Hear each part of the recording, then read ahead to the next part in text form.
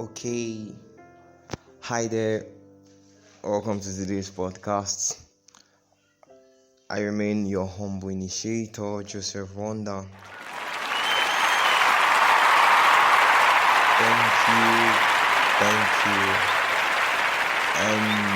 Thank you. All right.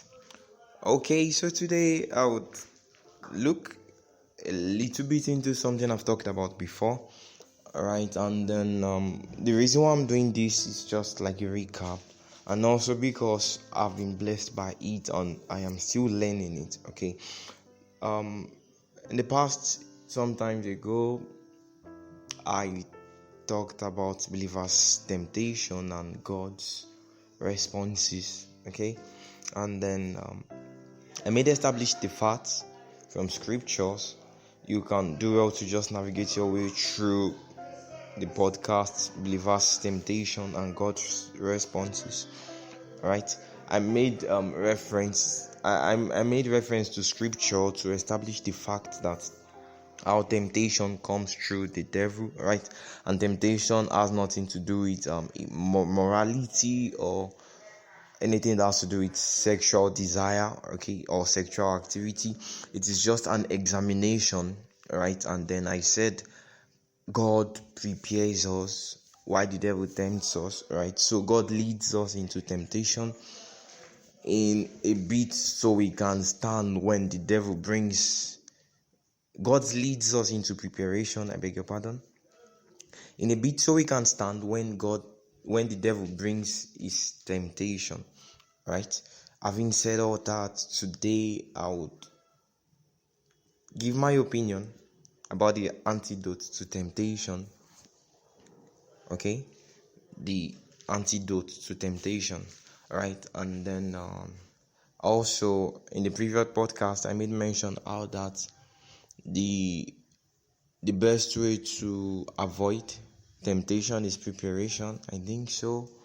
I'm not sure if I'm quoting myself exactly, but I can remember saying something out that the best cure for temptation is preparation, right? And I said preparation comes through God. Okay, so in a bit to add to that sentence, to elaborate further, the best way to prepare for temptation is preparation by being empty, right? So your preparation, you are preparing not to, because you don't know the kind of temptation that is coming. Right, I would like to use examination in the place of temptation now, so we don't look at it in a religious context. Okay, so the best way to avoid examination by the devil is to prepare, and you are preparing by being empty. All right, and then I would explain further what I mean by this. Okay, so looking at the scripture, the Gospel of Apostle John chapter 14 and verse 30, like always I'll read from here. Jesus speaking, saying, I will not be talking much with you like this, because the chief of this godless world is about to attack. But don't worry, he telling his disciples now, he says, don't worry, he has nothing on me, no claim on me. So Jesus Christ saying that, in a bit to just paraphrase that, all right, says, I want to tell you something, but don't let me say it now because I don't have time. Why don't I have time? He says the God, the chief of this godless world is coming. All right, and other versions of the scripture says the prince of this world is coming, and then he says that. But don't worry, even though he's coming to examine me, he has nothing on me. Yeah, so because there is nothing that belongs to him that is in me, he has no claim on me. And this is the reason why I said the best way to face temptation or to avoid temptation is to prepare by being empty. So Jesus Christ said, I am empty of something he is looking for. So because I'm empty of that thing, he has no claim on me. Right? And what is that thing Jesus Christ was empty of? Still looking at the scripture, 1 John chapter 2, verse 15 to 17. Apostle John teaching us again says, love not the world, neither the things that are in the world. Okay, if any man love the world, the love of the Father is not in him. Now verse 16 says, for all that is in the world, the lust of the flesh, the lust of the eyes, and the pride of life, is not of the Father, but is of the world. Right? And then verse 17 says, and the world passeth away, and the lust thereof, but he that doeth the will of God abideth forever. Now, he says, there is something in the world that you should. He says, don't love the world, because if you love the world, there is something in the world that will come into you. Alright? He says, if you love the world, there is something in the world that will come into you. And that way, when the prince of the world comes and he sees something that he has, remember, he says he's the prince of the world, alright? The devil, when he was tempting Jesus Christ, as recorded by the Gospels, showing him all the power and the kingdoms of the world, and says, if you bow to me, I'll give it to you. And Jesus never disputed the fact that the devil could give him those things, because he says the devil was telling Jesus Christ that it is mine, and I can give it to anybody that I want to. And Jesus Christ never disputed that fact. So Apostle Paul is teaching us that don't love the world, right? Because if you love the world, there is something in the world that will come into your soul and it will corrupt it. Okay? And in that way, when that thing is in you, when the prince of the world comes to examine you, it's like I said, I'm exchanging examination for temptation.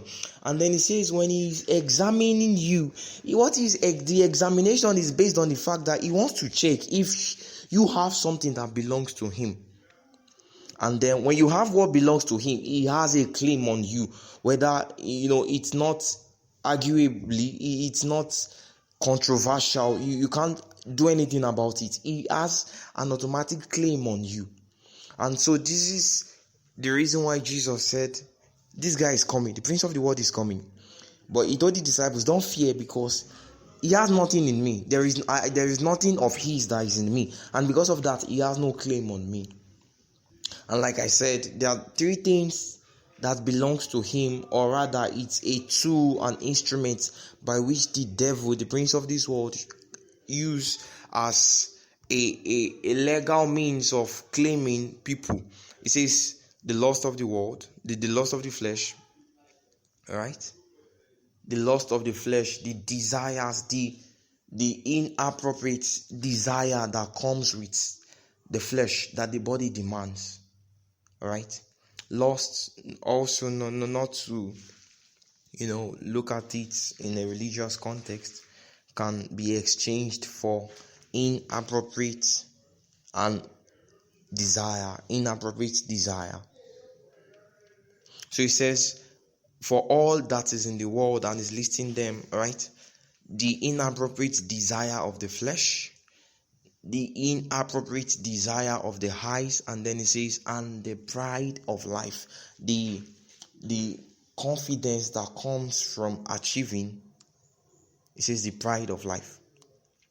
He says that is not of the Father, but is of the world. Right? 1 John chapter 2 and verse 16 says it's not of the Father, but is of the world. So this is how we become empty, right? By making sure there is no inappropriate desire that is outside the will of God, coming from our flesh, or rather through our flesh, which is our body, through our eyes, or trying to inappropriately be confident because of the things we have achieved. Because scripture says no man can receive anything except it be given to him. Right? So anything it looks as though we have or have achieved was given unto us, and that means there is nothing to boast about. So just a little bit to help us understand the context when scripture makes mention of that. Love not the world, right? Psalms chapter 24. Seems I'm speaking a little bit fast. Psalms chapter 24 and verse 1 says, God claims the earth and everything in it. God claims the world and all who live in it, right? King James will say the earth is the Lord's and the fullness thereof. Then it's trying to break it down to us. What is that fullness of the earth? It says the world, the system of the earth, and those that live in it, right? So, that having said all that, I would like to go through a reflection, right? And then I said it earlier, I'll just say it now so we can know it's a reflection. And the reflection is: the antidote to temptation is preparation, and a preparation towards being empty, right? The antidote to temptation is preparation, and a preparation that brings about emptiness of what is in the world. Thank you very much. I believe that will be all for today. We spent quite a lengthy time here, right? Okay, so you sit tight even as we continue this journey of great flight to help your life attain a great height. I'll see you tomorrow, and until then, keep shining. Thank you.